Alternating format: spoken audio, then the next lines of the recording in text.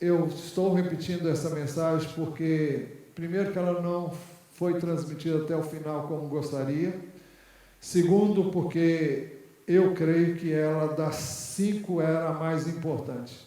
Não que as outras não fossem, porque as outras serviram de base para essa mensagem.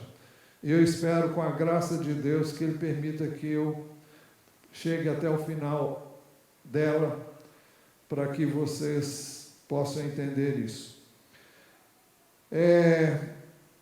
Nós temos feito a pergunta: quais são os propósitos de Deus para a igreja? Já vimos que Deus revelou na sua palavra a sua vontade, o seu plano e os seus propósitos para a igreja. Efésios 1, 9 e 11 dizem assim: Ele nos revelou o mistério da sua vontade, segundo o seu propósito, que Ele apresentou em Cristo. Em Cristo fomos também feitos herança, predestinados, segundo o propósito daquele que faz todas as coisas, conforme o conselho da sua vontade. Dissemos durante esse período, reiteradas vezes, que a predestinação de que se trata esse texto não é a predestinação pessoal, mas é a predestinação de Deus para a sua igreja. Então, é o propósito de Deus para a sua igreja. Nós vimos que toda vontade, plano e propósitos de Deus convergem para uma única pessoa, e essa pessoa é Jesus Cristo. Os versos 9 e 10 dizem assim: Ele nos revelou o mistério da sua vontade, segundo o seu propósito, que Ele apresentou em Cristo, de fazer convergir nele, na dispensação da plenitude dos tempos, todas as coisas, tanto as do céu como as da terra. Bom, o texto é muito claro em dizer que todo plano e propósito de Deus converge para uma única pessoa, e essa pessoa é Jesus. Tanto as que estão no céu quanto as que estão na terra. Nós perguntamos então quais são os propósitos de Deus para a igreja. Nós vimos primeiro, ser e viver para o louvor da glória de Deus. Ser e viver para o louvor da glória de Deus. Segundo, o aperfeiçoamento dos santos. Terceiro, expressar a vida de Cristo através da unidade do seu corpo, a igreja. Quarto, expressar o amor de Cristo através do seu corpo, a igreja.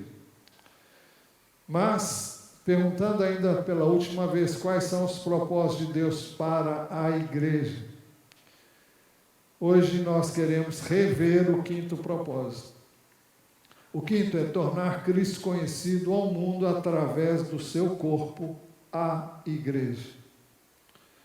Nos 4 primeiros propósitos, a ênfase é no ser. Ser e viver para o louvor da glória de Deus. Ser e viver a perfeição dele e nele. Terceiro, ser e viver a unidade dele e nele. E em quarto, ser e viver no seu amor por meio dele. Nós não podemos fazer nada sem ele, e tudo converge para ele, e é através dele, por meio dele, que nós podemos fazer o que ele nos chama a fazer.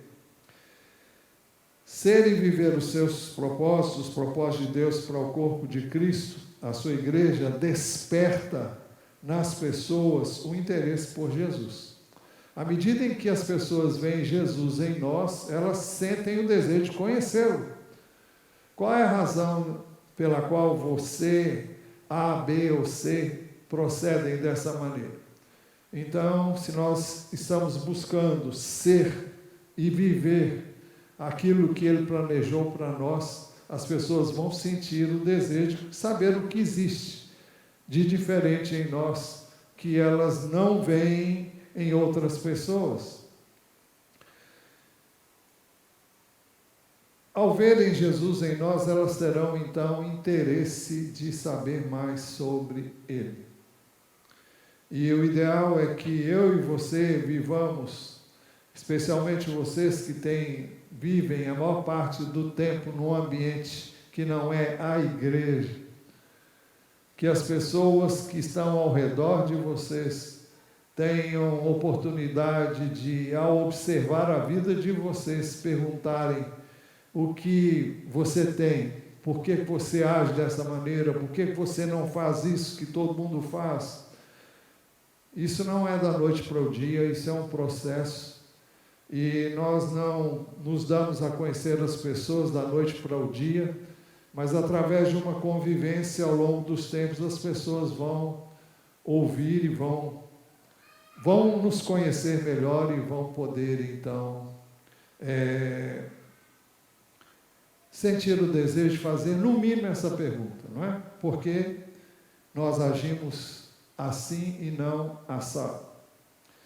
Não é sem razão que Jesus disse que nós somos o sal da terra. Mateus 5,13, Jesus disse: vocês são o sal da terra. Ora, se o sal vier a ser insípido, ou seja, se o sal vier a ser sem sabor, como lhe restaurar o sabor?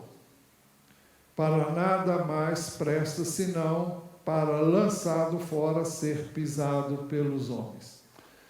O sal tem a capacidade de não apenas dar sabor aos alimentos, e este foi o destaque de Jesus. Nós podemos e devemos ser pessoas diferentes, não para que as pessoas nos olhem como ETs, porque elas não vão querer ser nenhum ET, e porque, segundo, que nós não tenhamos aquele ar de superioridade, porque nós não somos melhores do que ninguém. Somos apenas, como alguém já disse, salvos. Mas o fato de sermos de Jesus, pertencermos a Ele, deve levar as pessoas a verem algo em nós, como já dissemos, que dá sabor, dá sentido, dá significado à nossa relação com estas pessoas. Não é sem razão também que Jesus diz que nós somos a luz do mundo. Mateus 5, 14 a 16. Ele diz: vocês são a luz do mundo. Não se pode esconder uma cidade situada no alto de um monte. É impossível você esconder uma cidade que está no alto do monte, porque o monte é visível de todos os lados. Ele diz: nem se acende uma lamparina para colocá-la debaixo de um cesto, mas num lugar adequado, onde ilumina bem todos os que estão na casa. Assim brilhe também a luz de vocês diante dos outros, para que vejam as boas obras que vocês fazem e glorifiquem o Pai de vocês que está nos céus. Na semana passada dissemos e voltamos a dizer, hoje você tem uma casa que pode ser bastante iluminada, temos esse lugar aqui onde tem bastante luz, mas nos tempos recuados, e eu vivi num tempo em que, pelo menos na roça, não tinha luz elétrica, e você tinha uma iluminação de uma lamparina de querosene. E aquela lamparina, para que ela iluminasse o ambiente onde você estivesse, ela tinha que ficar numa posição alta, para que ali ela pudesse iluminar todo aquele ambiente. Se você colocar ela no chão, a iluminação vai ser mínima. É isso que Jesus está dizendo: nem se acende uma lamparina para colocá-la debaixo de um cesto, mas você coloca ela sempre no alto, ou seja, você deve ser visto. Você não está aí para se esconder, mas para ser visto. Melhor, não é você que deve ser visto, é Jesus que deve ser visto em você. Por isso que o texto diz assim: brilha a luz de vocês, e a nossa luz não é nossa, é a luz de Jesus. Assim brilhe também a luz de vocês diante dos outros, para que vejam as boas obras que vocês fazem e glorifiquem o Pai de vocês que está nos céus. Então, ao verem Jesus em nós, eles vão poder glorificar a Deus, vão poder conhecer a Deus quando Ele operar através do que nós estamos refletindo. Então, Jesus deve ser visto em nós, seu corpo, sua igreja. Mas Jesus deve ser conhecido também por meio de palavras, através de nós, seu corpo, sua igreja. Romanos 8 diz assim: porém que se diz, a palavra está perto de você, na sua boca e no seu coração, isto é, a palavra da fé que pregamos. Eu e você temos a palavra.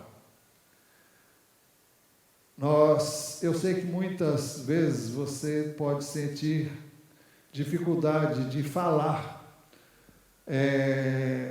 de pregar, e eu não creio que Deus espere que cada um de nós pregue, que cada um de nós ensine, mas eu e você temos uma história para contar. Eu e você temos uma história de vida. Pelo menos você pode dizer o que você era antes, como você encontrou Jesus e o que aconteceu na sua vida depois que você conheceu Jesus e o que você é hoje como resultado da vida dele em você. Então, no mínimo isso, você tem oportunidade de compartilhar. E essa oportunidade é melhor ainda quando as pessoas vêm até você e perguntam o que é que existe em você, que me chama a atenção, alguém pode dizer. O texto diz, a palavra está perto de você, na sua boca e no seu coração, isto é, a palavra da fé que pregamos. Eu e você podemos anunciar o Evangelho. Eu e você podemos dizer daquilo que nós vivemos, daquilo que ouvimos, daquilo que aprendemos, com as suas palavras, ou, se você puder, usando até a palavra de Deus. Todos que fizeram um discipulado, os que foram discipulados, aqui aprenderam também a compartilhar sua fé através de vários métodos que foram usados aqui na igreja ao longo dos tempos. E você tem a oportunidade de usar qualquer um deles, se você passou por esse treinamento. A igreja, então, tem a palavra de Deus, palavra que eu e você devemos ler diariamente, palavra que eu e você devemos estudar diariamente, palavra de Deus que nós devemos memorizar, devemos meditar nela constantemente. A igreja, então, deve, através dos membros do corpo de Cristo, eu e você, pregar a palavra, não como um pregador, como normalmente a gente conhece, mas como alguém que tem uma experiência com Deus que pode ser compartilhada. Isso para que os que ainda não conhecem, não pertencem a Ele, ao seu corpo, à sua igreja, se tornem parte dele e do seu corpo. Agora, vamos ver o seguinte: quem ouve a palavra de Deus deve, primeiro, confessar com a sua boca que Jesus é Senhor. Romanos 10, 9 diz assim: se com a boca você confessar Jesus como Senhor. Hoje nós vimos a importância das palavras e vimos o aspecto negativo das palavras ditas fora de tempo, das palavras ditas inadequadamente, das palavras de rebeldia e as consequências de dizê-las. Mas o aspecto positivo é que que a palavra é um meio através do qual nós expressamos a nossa fé. Então, é preciso que eu e você confessemos com a nossa boca a nossa fé em Jesus. É isso que Jesus ensinou, ele disse: qualquer um que confessar ele diante dos homens, ele o confessaria diante do Pai. Então, é necessário que nós confessemos Para que eu confesse, para que você confesse, para que alguém confesse, é preciso que você creia. Segundo, ele diz, crer que Deus ressuscitou Jesus dentre os mortos. Se em seu coração crer que Deus o ressuscitou dentre os mortos, você será salvo. Então, primeiro, se com a sua boca você confessar Jesus como Senhor, e em segundo lugar, em seu coração crer que Deus o ressuscitou dentre os mortos, você será salvo. Não é bastante falar da boca para fora, é necessário crer com o coração. Mas quando você crê com o coração, é importante que você confesse. Então, as duas coisas são importantes para que alguém seja salvo. Ela precisa ouvir, ela precisa confessar que Jesus como Senhor Jesus como Senhor, e no coração dele ela deve crer que ele ressuscitou, que Deus o ressuscitou dentre os mortos. Isso significa crer que ele morreu pelos nossos pecados, foi sepultado e ressuscitou ao terceiro dia. Isso pelas seguintes razões. Primeiro, porque com o coração se crê para a justiça e com a boca se confessa para a salvação. Qual o significado disso? Porque com o coração se crê para a justiça. É necessário fé para que você creia e você seja declarado justo.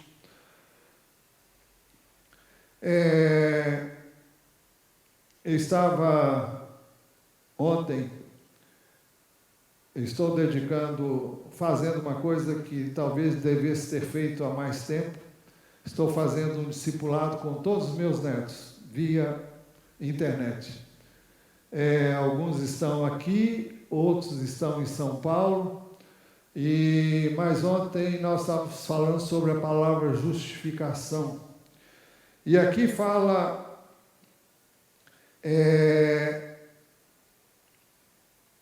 porque com o coração se crê para a justiça. Que justiça é essa? Quando você crê que Jesus morreu pelos seus pecados, foi sepultado e ressuscitou ao terceiro dia, quando você crê que ele morreu por sua causa, que ele deu a vida dele por sua causa, então você é declarado justo. Isso é o que a Bíblia chama de justificação pela fé. Você é justificado porque você colocou sua fé em Jesus. Não significa que você é uma pessoa justa, mas que você foi declarado justo porque você colocou a sua fé em Jesus. Isso é o que a Bíblia chama de justificação pela fé. Por isso que o texto diz, porque com o coração se crê para a justiça. Quando você crê que Jesus é o seu Salvador e morreu por você, você é declarado justo. É a justiça de Deus pela fé em Jesus.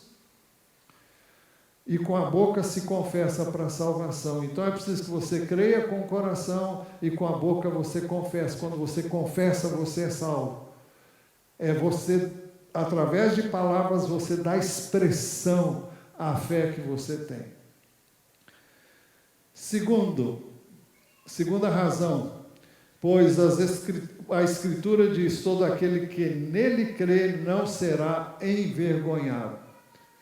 Então, quem crê em Jesus jamais será envergonhado. Se você depositar a sua fé e a sua confiança nele, você jamais será envergonhado.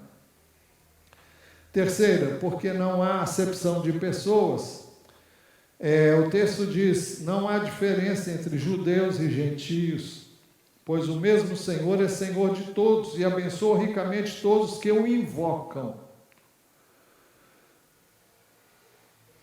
É importante que nós invoquemos. Eu só posso invocar se eu tiver crido, né? Então, é importante crer, mas para que eu possa invocar, aliás, antes de invocar, eu preciso crer. Depois que eu creio, eu posso invocar. Eu posso clamar por ele.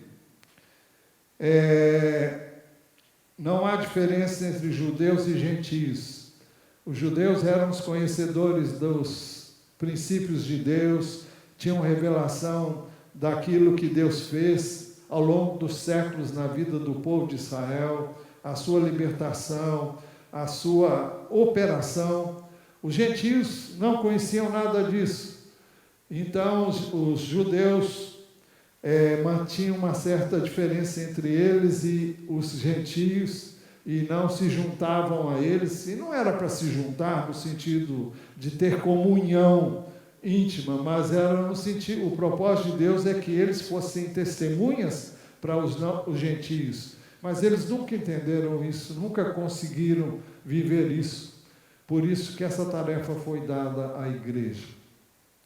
Então não há diferença entre judeus e gentios, pois o mesmo Senhor é Senhor de todos e abençoa ricamente todos os que o invocam. A quarta, porque todo aquele que invocar o nome do Senhor será salvo. Então, é importante que alguém invoque, uma vez que creu, invoque o nome do Senhor. Mas isso nos leva a fazer algumas perguntas. Primeiro, como é que alguém vai invocar aquele em quem não crer? Ela só pode invocar alguém em quem ela crê. Ela só pode invocar o nome do Senhor Jesus se ela crer nele. Isso é óbvio. A segunda, como crerão naquele de quem nada ouviram? Como é que alguém vai invocar o nome de Jesus se não ouviram falar dele?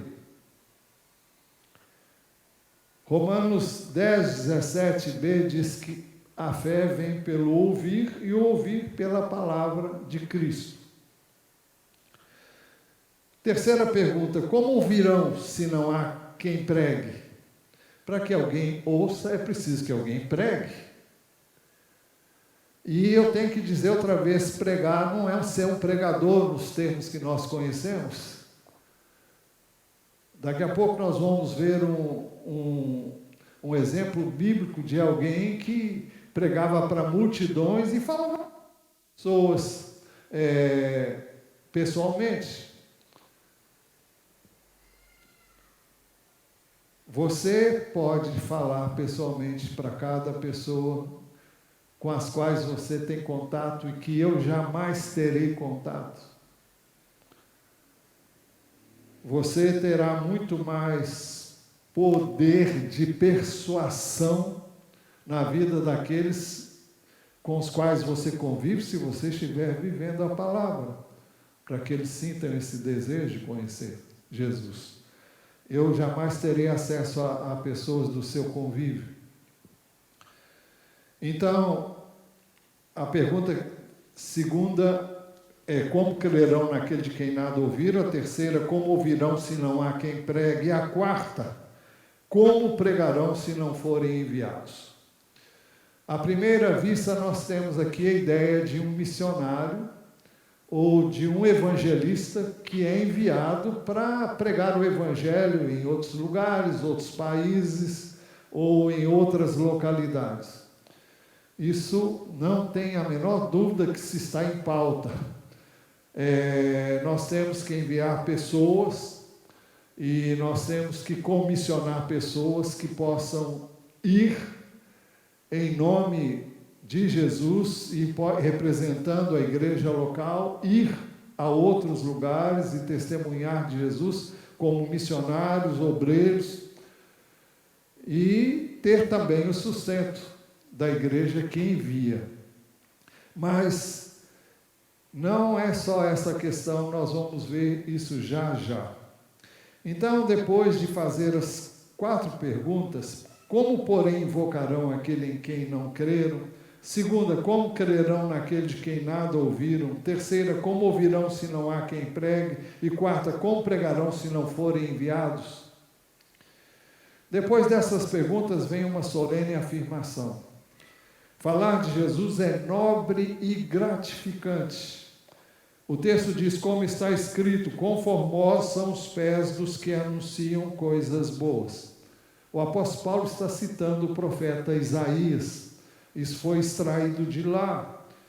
E o texto está dizendo que formosos são os pés dos que anunciam coisas boas.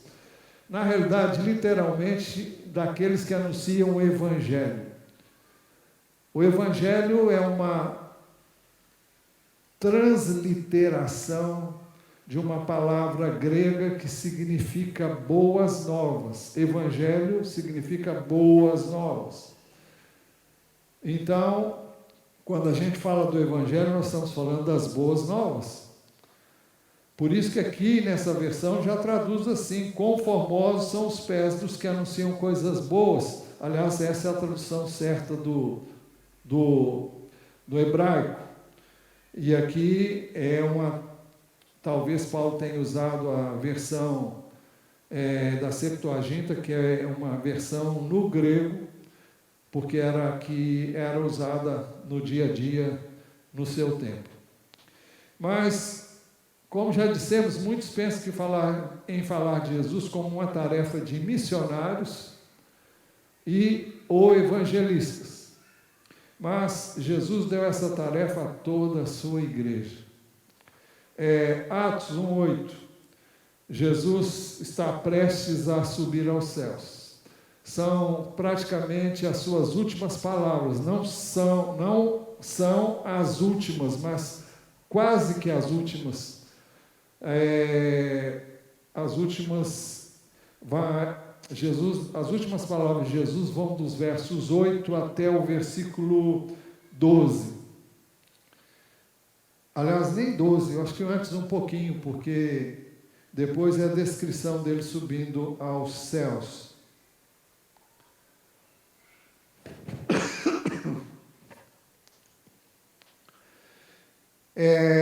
Então vamos ver. Jesus disse em Atos 1:8: mas vocês receberão poder ao descer sobre vocês o Espírito Santo, e serão minhas testemunhas, tanto em Jerusalém, como em toda a Judéia e Samaria, até os confins da terra. Essas palavras, elas começam a ser ditas por Jesus no final do Evangelho de Lucas, e elas são novamente ditas no início do livro de Atos, porque o livro de Atos é uma continuação do Evangelho de Lucas, e quem escreveu o livro de Lucas é Lucas, e que escreveu também o livro de Atos dos Apóstolos. Então, se você ler o último capítulo do livro de Lucas, você vai descobrir que estavam presentes os 12 apóstolos e muitos outros discípulos que não eram necessariamente os apóstolos quando Jesus disse essas palavras. Bem, muitos pensam que essas palavras foram ditas apenas para os discípulos de Jesus. Quem sabe aqueles daquela época, um grupo seleto. Se nós pensarmos nisso, nós podemos pensar nos 12 apóstolos ou podemos pensar nos 70. Algumas versões dizem 72. Mas essas palavras não foram ditas apenas para uns poucos, mas sim para todos que viessem a ser discípulos de Jesus. Atos 1, 13 a 15, fala que nos mostra o que aconteceu logo depois que Jesus subiu aos céus. Quando entraram na cidade, subiram para o cenáculo, onde se reuniam Pedro, João, Tiago, André, Filipe, Tomé, Bartolomeu, Mateus, Tiago, filho de Alfeu, Simão, Zelote e Judas, filho de Tiago. Estão aqui os 11 apóstolos. Mas o texto diz: todos estes perseveraram unânimes em oração com as mulheres, com Maria, mãe de Jesus, e com os irmãos dele. Isso foi no dia que Jesus subiu aos céus. Agora o texto continua dizendo: naqueles dias, Pedro se levantou no meio dos irmãos, que formavam um grupo de mais ou menos 120 pessoas. E o texto nos sugere que era esse mesmo grupo que estava reunido em oração no dia de Pentecostes, quando o Espírito de Deus veio pela primeira vez sobre a igreja de Jesus. Então, o verso 15 diz que eram pelo menos 120 pessoas as que estavam reunidas ali. E de fato, no cenáculo talvez não coubesse mais do que esse número de pessoas, mas no cenáculo talvez pudesse conter até umas 200 pessoas. tivemos a oportunidade de ver um local semelhante àquele onde foi celebrada a ceia do Senhor, onde Jesus se reuniu várias vezes com seus discípulos, e semelhante a esse local onde eles estavam reunidos quando o Espírito de Deus veio sobre a igreja naquela ocasião. Então, no dia de Pentecostes, a promessa de Deus se cumpriu pela primeira vez, porque não foi uma experiência única, eu creio assim, e Atos 2, nós lemos que ao cumprir-se o dia de Pentecostes, estavam todos reunidos no mesmo lugar, de repente veio do céu um som como de um vento impetuoso e encheu toda a casa onde estavam sentados, e apareceram distribuídas entre eles línguas como de fogo, as quais pousaram sobre cada um deles. Todos ficaram cheios do Espírito Santo e começaram a falar em outras línguas, segundo o Espírito lhes concedia que falassem. E foi a partir desse acontecimento que, pela primeira vez, Pedro se destacou dentre os demais e falou ou pregou sua primeira mensagem.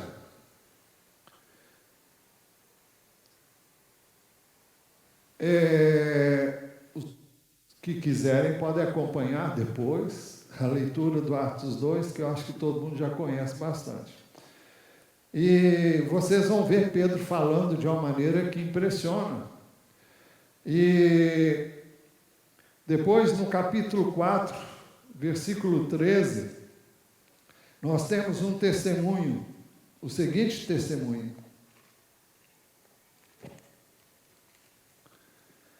Capítulo 4, versículo 13. Ao verem a ousadia de Pedro, no outro contexto, Pedro e João, sabendo que eram homens iletrados e incultos, eram pessoas iletradas, ou seja, não haviam estudado, não tinham cultura como as demais pessoas que tinham esse privilégio naquela época, ficaram admirados e reconheceram que eles haviam estado com Jesus. Eles estavam vendo Jesus neles, em Pedro e João. Então, em Atos 2, 43,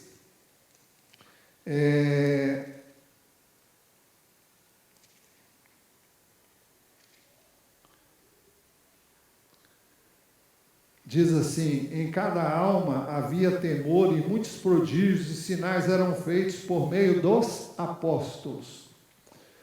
Então parece que quem fazia tudo naquela ocasião eram os apóstolos. Mas eu já disse para os irmãos que o ministério de um apóstolo é exatamente esse. É aquele desbravador que vai iniciar uma igreja do nada, um lugar onde não tem ninguém ainda que conhece a Deus, e eles vão lá e pregam a palavra, e eles fazem tudo, tem todos os ministérios, tem todos os dons. É isso que um apóstolo é um desbravador, é um plantador de igrejas, especialmente onde elas não existem, onde ninguém ainda ouviu o Evangelho. Mas, então, primeiramente, no livro de Atos, os apóstolos tiveram um destaque todo especial. Mas, eis que, no capítulo 7, nós ficamos sabendo que outras pessoas, aliás, no capítulo 6 tem a nomeação dos diáconos, e nós temos alguns nomes ali, Filipe, Prócoro, tem vários nomes ali que se destacam. Capítulo 6 diz,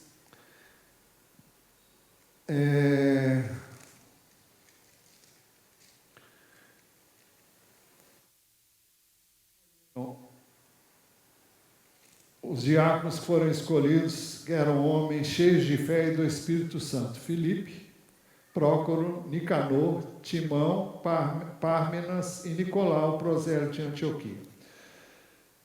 Depois, no capítulo, aqui fala de Estevão. Estevão vai falar de tal modo, quando levaram ele diante do Sinédrio, que falou com tanta impetuosidade, com tanta ousadia, que os judeus ficaram enraivecidos e o apedrejaram, e foi, por assim dizer, se tornou o primeiro mártir da igreja, conhecido no livro de Atos.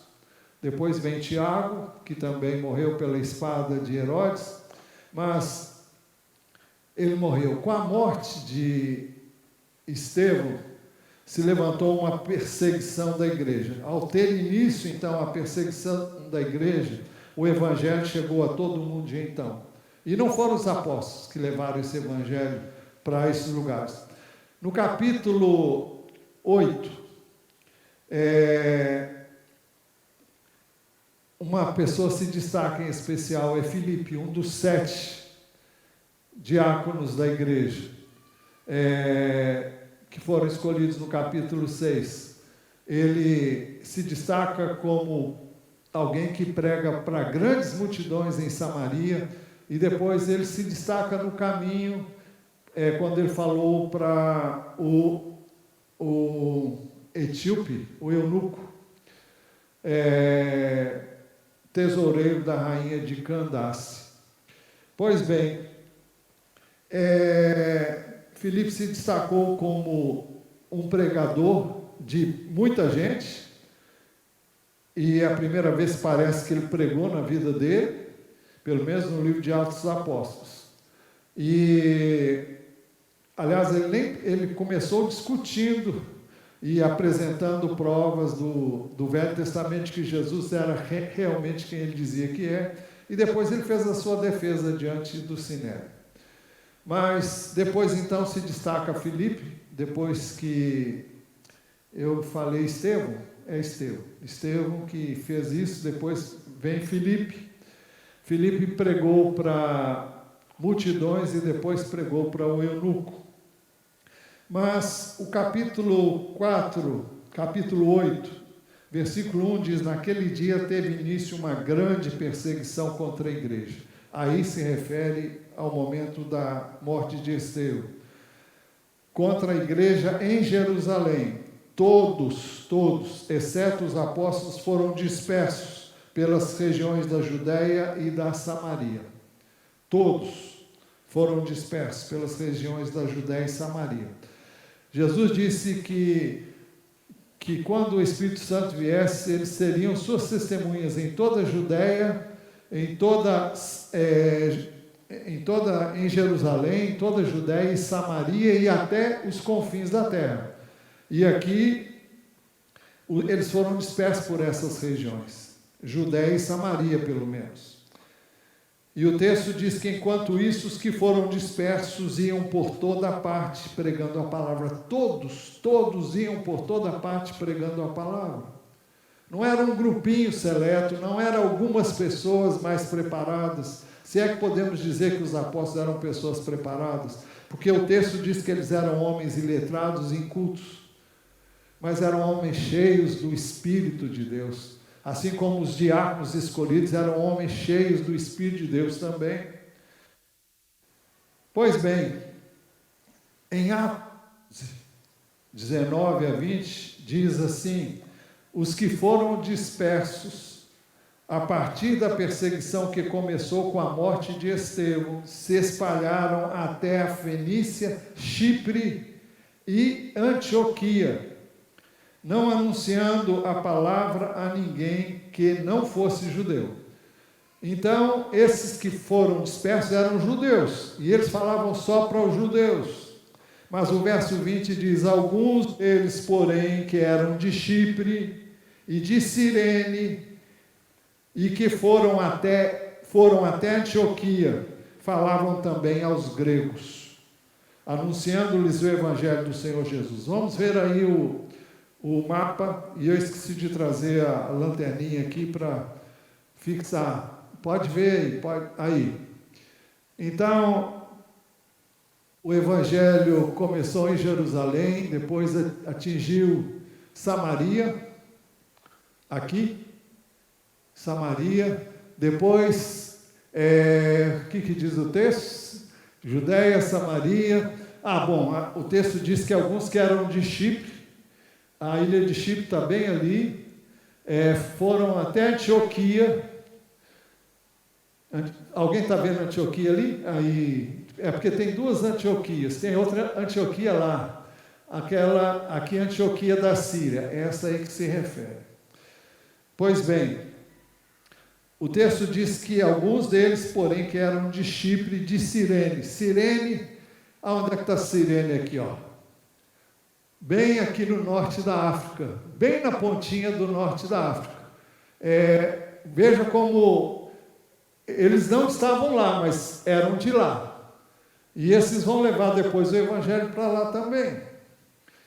O texto diz que alguns, porém, que eram de Chipre, de Cirene, que foram até Antioquia, falavam também aos gregos, ou seja, começaram a falar para todo mundo, não apenas para os judeus, anunciando-lhes o Evangelho do Senhor Jesus. Então, como é fácil ver o plano de Deus para a sua igreja, não é para ser realizado através de pessoas que normalmente são chamados de pregadores. Eu sei que nem todo mundo é um Billy Graham da vida, mas você pode testemunhar de Jesus com a sua vida. Você tem muito a dizer para as pessoas que são do seu trabalho, as pessoas que são seus vizinhos, as pessoas com as quais você convive. Eu sei que nessa época está difícil a convivência mais de perto, mas pelo menos no trabalho talvez seja um lugar onde você seja obrigado a conviver com mais pessoas hoje. Eu moro numa vizinhança onde ninguém abre as portas para... Nesse tempo, então, vocês nem imaginam como as coisas lá são rígidas. Você, para se aproximar de uma pessoa, é complicado. Mas no trabalho, eu creio que é muito fácil, porque é uma convivência diária. Houve um tempo que eu frequentava uma academia, e aí eu tinha conhecimento com as pessoas, já cheguei a orar por algumas delas, mas hoje eu nem vou mais lá, porque eu faço meus exercícios físicos em casa. Eu tenho eu aciono a internet e através dela eu faço todo dia. 1 hora de exercício diário. Mas, então, eu não tenho contato com muita gente, mas se você está fora da igreja, o meu ministério é muito dirigido para você, mas eu não posso alcançar as pessoas que você pode alcançar. Eu não posso falar para pessoas que você pode falar. Quando eu saio daqui, em todo lugar que eu vou, eu falo de Jesus. E já ganhei várias pessoas. Muitas delas eu fico triste porque não houve sequência. E quando você fala de Jesus e não há discipulado, não há acompanhamento, não há como você continuar, fica meio difícil. Mas eu continuo crendo no poder de Deus, mando mensagens todos os dias para essas pessoas e estou fazendo o que é possível. Mas alguns já estão integrados na igreja e outros não. Então, o meu propósito com essa mensagem é despertar você a ser aquilo para que Deus nos constituiu como igreja. Então, vamos ver quais são os propósitos de Deus para a igreja. Primeiro, ser e viver para o louvor da glória dele. Então, é isso que eu e você devemos buscar ser e viver. Segundo, você deve, através da igreja, ser aperfeiçoado. Para que você seja aperfeiçoado, você tem que estar aqui constantemente, ouvindo as palavras. O meu ministério é o de ensino, E o meu ministério é preparar você para você fazer a sua obra, fazer a obra de Deus, onde Ele o tem chamado a fazer. Terceiro, a igreja deve expressar a vida de Cristo através da unidade do seu corpo. Nenhum corpo dividido pode funcionar. Não existe isso. Um corpo humano é um corpo total. Não existe. Esse dedo não pode escolher, eu vou dar umas voltinhas para ali, eu vou acolá, ou eu não vou fazer isso hoje. Não existe isso.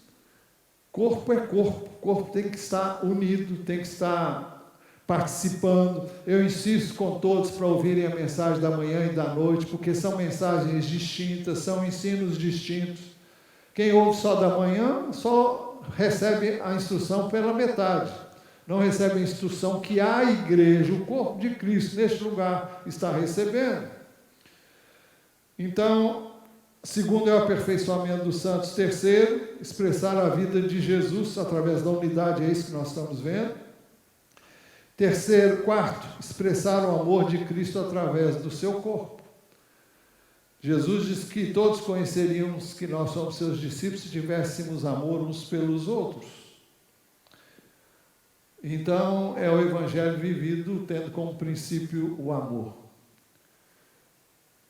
O amor que ama apesar de. O amor que ama incondicionalmente. Que não ama porque recebe. Nós somos chamados a amar uns aos outros e aceitarmos os outros como Deus nos aceitou, como Cristo nos aceitou. E Deus não viu nada de bonito em nós para Ele poder nos escolher. Ele nos escolheu com base no que Ele viu de bonito no Seu Filho. Porque Ele é justo, Ele é perfeito, Ele é santo, Ele é impecável. Então, é por isso que Ele é o nosso Redentor, é por isso que Ele é o nosso Salvador. Então, e é por isso também que, em quinto lugar, nós devemos tornar Cristo conhecido ao mundo através do corpo. De como? Que corpo? A igreja. É a igreja tornando Cristo conhecido.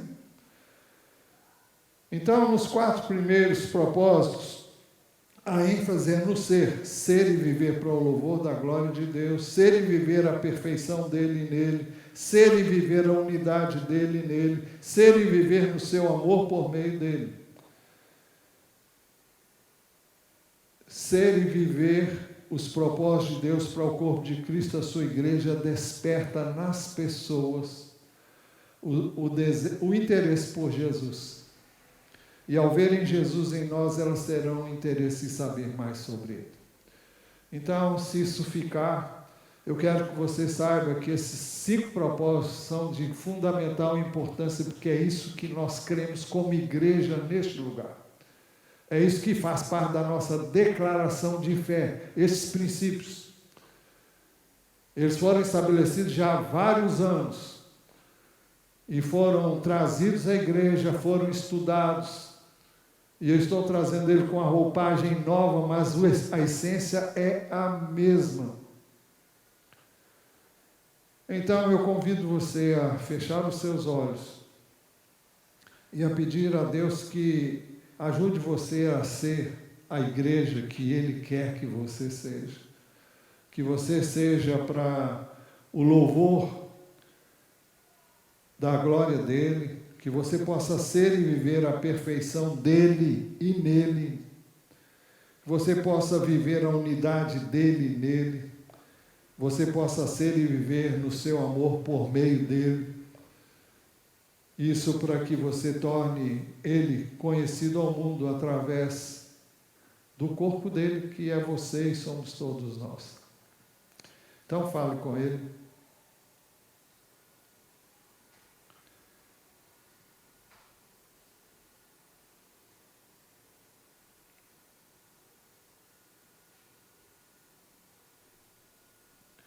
Senhor, nós queremos ser aquilo para o que o Senhor planejou a igreja, o corpo do Teu Filho. Nós cremos que todas as coisas convergem para Ele, porque nós estamos ligados a Ele. todas as coisas convergem também para a igreja do Senhor Jesus. E nós somos a sua igreja neste lugar. E queremos ser e viver para o louvor da tua glória. Queremos ser e manifestar a Jesus através da nossa vida, através do nosso testemunho, não apenas em palavras, mas também no nosso modo de viver e de nos conduzir em cada situação. Pedimos que o Senhor nos dê corações quebrantados, humildes, obedientes, ternos, sensíveis para te ouvir e te obedecer. Corações que amam a Ti, amam a Tua palavra, corações que amam andar e viver com Jesus, para que a sua vida possa ser manifesta em nós. Nós pedimos isso em nome de Jesus. Antes de sair, eu queria fazer uma pergunta, porque me disseram, não sei quem foi que falou comigo, sobre que mesmo sendo poucos, nós tínhamos 2 visitantes no domingo passado, eu não sei, foi o irmão que falou, né? Há alguém hoje nos visitando pela primeira vez? Se houver, faça um sinal. Não temos, tá. Senhor, nós te agradecemos por esse tempo que o Senhor permitiu nós estivéssemos juntos. E queremos pedir que agora o Senhor nos conduza em paz e em segurança para os nossos lares.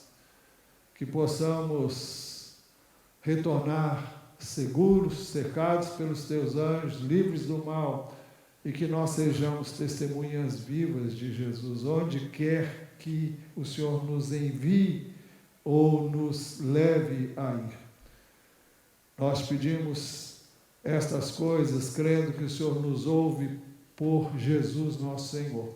É no nome dele que oramos. E agora, que a graça de nosso Senhor Jesus Cristo, o amor de Deus, o Pai, a comunhão e as consolações do Santo Espírito de Deus sejam sobre todos nós, agora e para todos sempre. Amém. Vamos